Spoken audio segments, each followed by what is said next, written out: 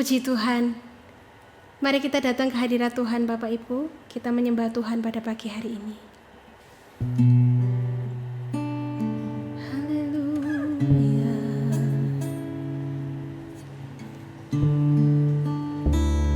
Oh haleluya. Yesus Tuhan, kami sembah Engkau. Katakan saat indah, saat indah ku berhadapan denganmu,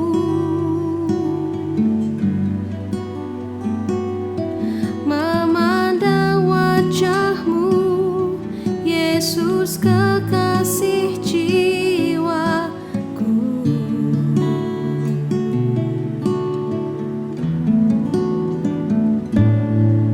Bawa daku erat dalam pelukanmu,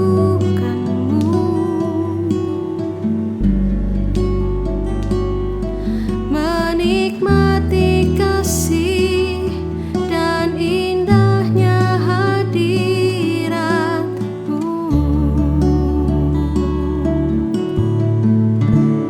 Hadirat-Mu Tuhan, ku rasakan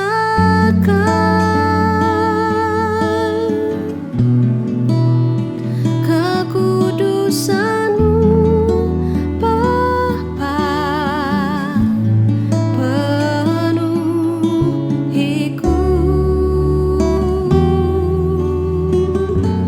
Ku rindu selalu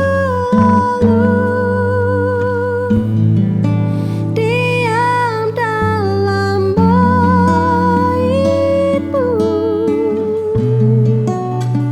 menikmati kasih anugerah-Mu.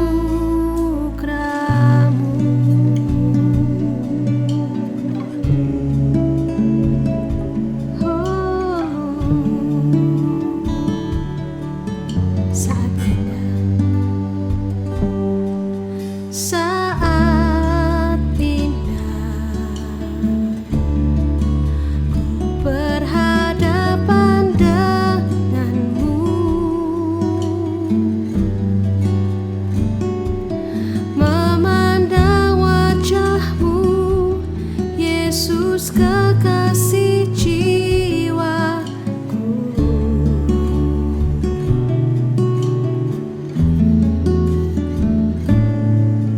Bawa daku erat dalam pelukan-Mu,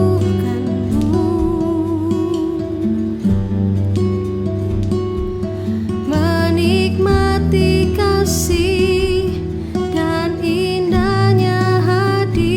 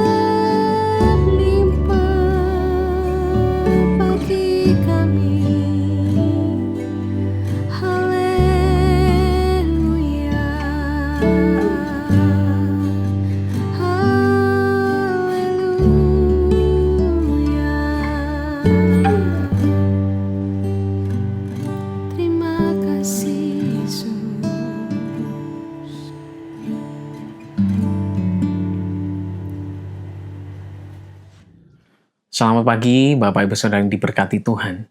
Untuk seluruh keluarga Sion Altar, untuk penonton setia Morning Worship, dan Bapak Ibu Saudara yang diberkati Tuhan. Syukur pagi ini kita boleh kembali lagi merenungkan firman Tuhan yang saya bawakan dengan judul Jangan Salah Prioritas. Untuk kita memulai renungan ini, saya ingin menanyakan terlebih dahulu yang akan kita renungkan pagi hari ini. Berapa banyak dari kita yang memulai setiap hari dengan cek sosial media kita terlebih dahulu? Atau ada dari kita yang langsung melanjutkan dengan aktivitas kita? Atau adakah dari kita juga yang memulai dengan membaca firman dan berdoa terlebih dahulu? Setiap hari kita diperhadapkan dengan pilihan untuk kita memulai dengan Tuhan, ataukah kita langsung melewati kehidupan kita. Tetapi pagi ini kita mau melihat pentingnya kita memulai kehidupan kita bersama-sama dengan Tuhan.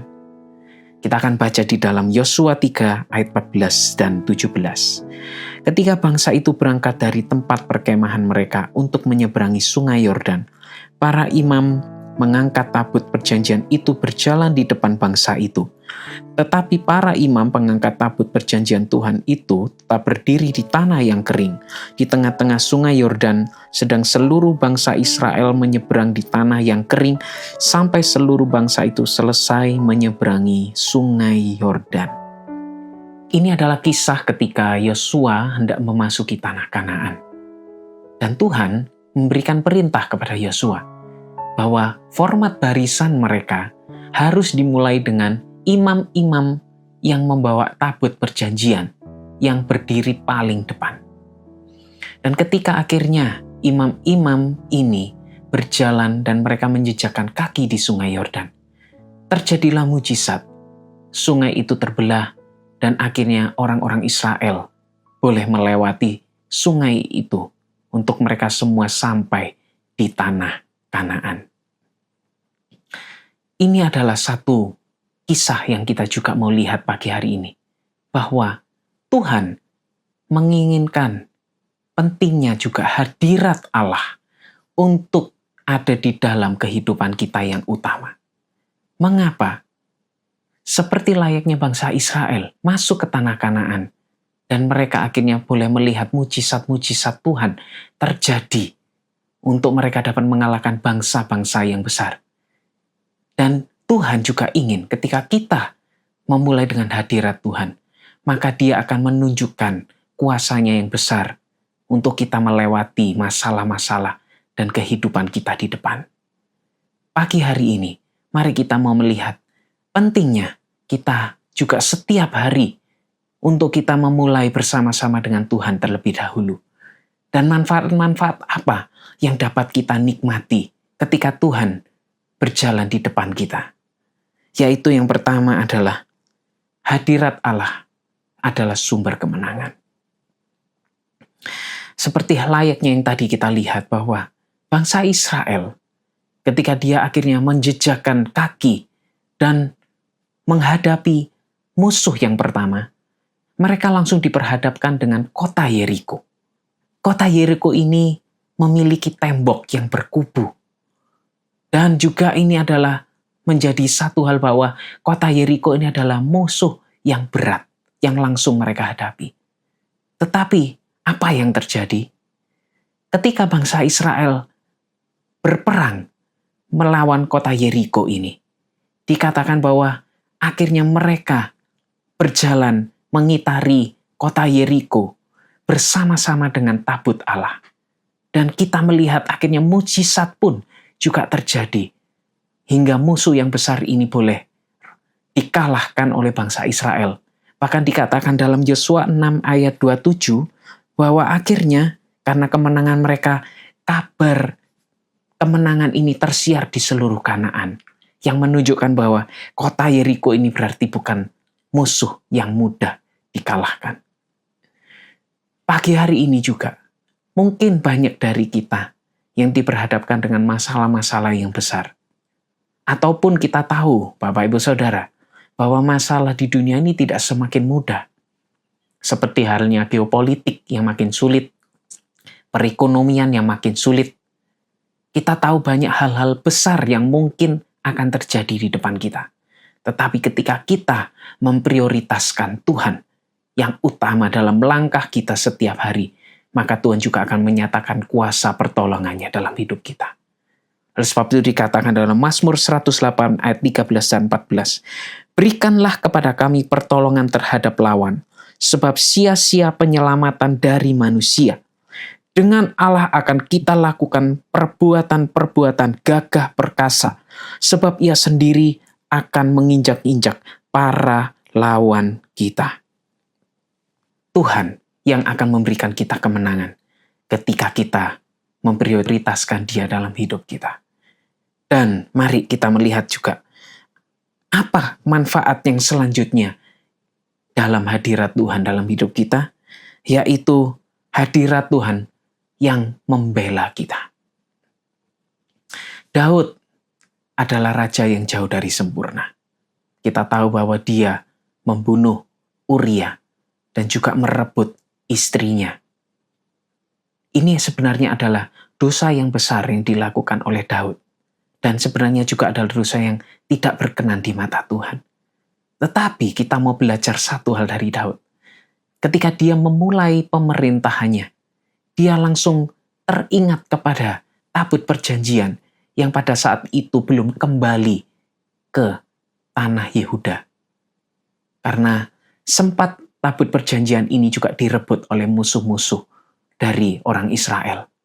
Akhirnya, Daud mendahulukan pemerintahannya dengan membawa tabut perjanjian ini untuk ditempatkan di ibu kota pemerintahannya.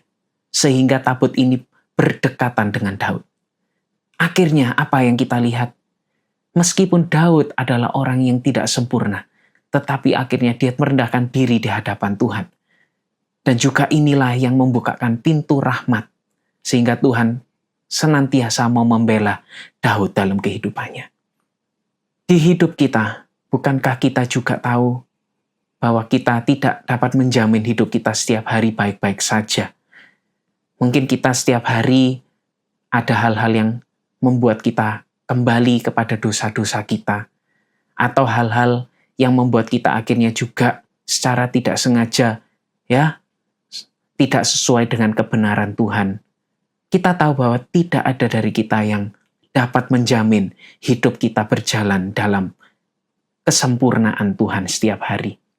Tetapi ketika roh Allah, ketika hadirat Allah dalam kehidupan kita bertahta dalam hidup kita, maka Tuhan juga akan menyempurnakan kita. Oleh sebab itu dikatakan dari Roma 8 ayat 26, demikian juga roh membantu kita dalam kelemahan kita, sebab kita tidak tahu bagaimana sebenarnya harus berdoa. Tetapi roh sendiri berdoa untuk kita kepada Allah dengan keluhan-keluhan yang tidak terucapkan. Inilah yang kita mau lihat bahwa ketika roh Allah, hadirat Allah ada dalam hidup kita, maka roh Allah juga yang akan membela kehidupan kita. Dia yang akan membantu dalam kelemahan-kelemahan kita. Dan kita akan terus disempurnakan menjadi hamba-hamba yang berkenan. Oleh sebab itu, pagi hari ini, mari kita mau belajar. Sudahkah kita menjadikan Tuhan yang terutama dalam hidup kita? Dan maukah kita senantiasa setiap hari menjadikan Tuhan untuk prioritas dalam kehidupan kita? Mari kita belajar menjadikan Tuhan yang terutama, kehadirannya, firman-Nya, kebenarannya, roh-Nya memenuhi kita. Dan kita akan melihat pembelaan Tuhan yang nyata dalam kehidupan kita senantiasa. Dan mari kita akhiri renungan ini dengan berdoa. Terima kasih Tuhan, kami bersyukur buat firman-Mu yang datang pada saat pagi hari ini. Ajar kami untuk senantiasa mendahulukan Engkau, menjadikan Engkau yang terutama dalam hidup kami. Sehingga Tuhan yang akan memimpin langkah kami, menyatakan rencana-rencana-Mu, pertolongan-Mu, pembelaan-Mu dalam hidup kami. Kami serahkan sepanjang hari ini, Tuhan yang memberkati kehidupan kami dan senantiasa biar hidup kami melekat padamu. Terima kasih Tuhan, kami akhiri renungan ini. Hanya di dalam nama Tuhan Yesus Kristus kami berdoa. Haleluya. Amin. Tuhan Yesus memberkati kita semuanya.